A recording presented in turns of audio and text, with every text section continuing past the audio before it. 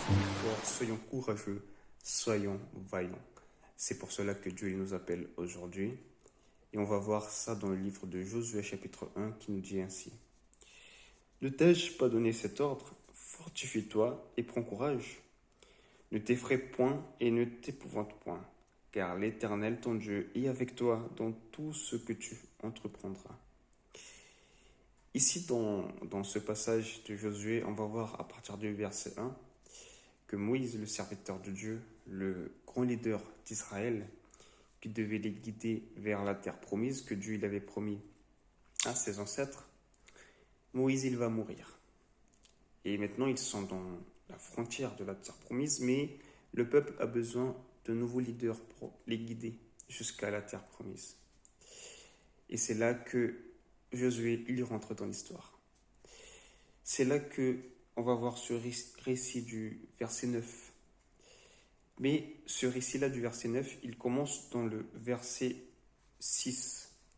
Dieu dit, fortifie-toi et prends courage, car c'est toi qui mettras ce peuple en possession du pays que j'ai juré à leur père de leur donner.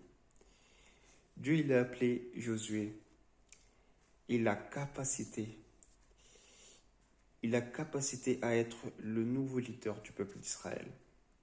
Et on va voir par la suite qu'il va guider le peuple. Ils vont traverser le Jourdain. Et là, ils vont prendre possession de la terre. Dieu va les bénir. Dieu va leur dire, soyez forts, soyez courageux. Mais aussi, Dieu va dire autre chose très importante. Dans le verset 7, fortifie-toi seulement et aie bon courage en agissant fidèlement selon toute la loi que Moïse, mon serviteur, t'a prescrite. Ne t'en détourne ni à droite ni à gauche, afin de réussir dans tout ce que tu entreprendras. Alors ça veut dire que Dieu, il était là avec lui.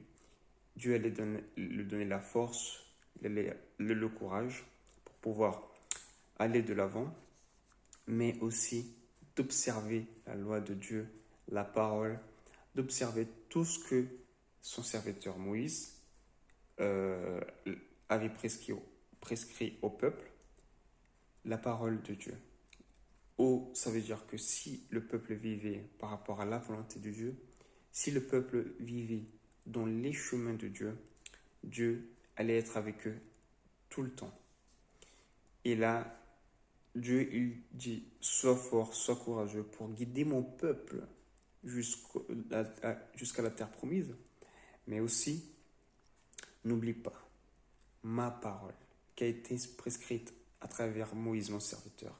N'oublie pas d'être fidèle à ma parole, car si tu es fidèle à ma parole, si vous êtes fidèle à ma parole, je serai avec vous toujours. Peut-être aujourd'hui, je suis en train de parler avec quelqu'un qui passe par des difficultés, par des problèmes, et Dieu dit, sois fort, sois courageux, car je vais te guider, car je vais t'aider, et tu vas pouvoir surpasser ces problèmes. Mais n'oublie pas d'observer ma parole, n'oublie pas d'observer mes lois, n'oublie pas de marcher avec moi, car je suis avec toi. Mais tu dois prendre une décision de marcher avec Jésus à chaque jour de ta vie, car c'est là la vraie victoire.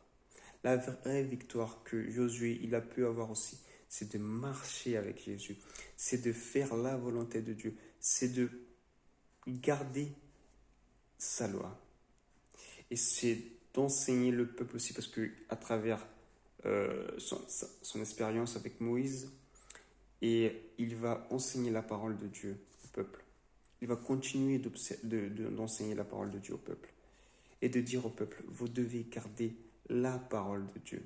Vous devez vivre selon la volonté de Dieu.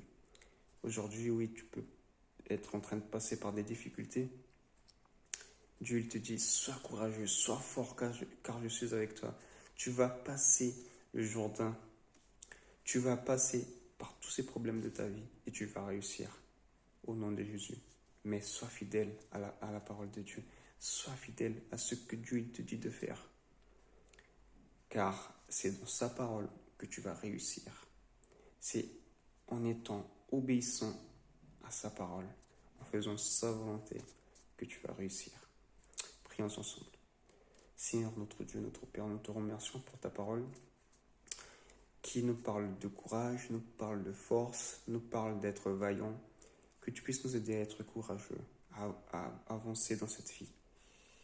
Et en Jésus, on croit qu'on ira surpasser les problèmes, mais aussi que tu puisses nous aider à être fidèles à ta parole, à obéir ta parole, à vivre avec toi, car c'est là la victoire, notre victoire en Jésus-Christ. Et c'est en son nom qu'on fait cette prière et on te remercie. Amen. Que Dieu te bénisse, que Dieu puisse t'aider à être courageux et à surpasser les problèmes de cette vie.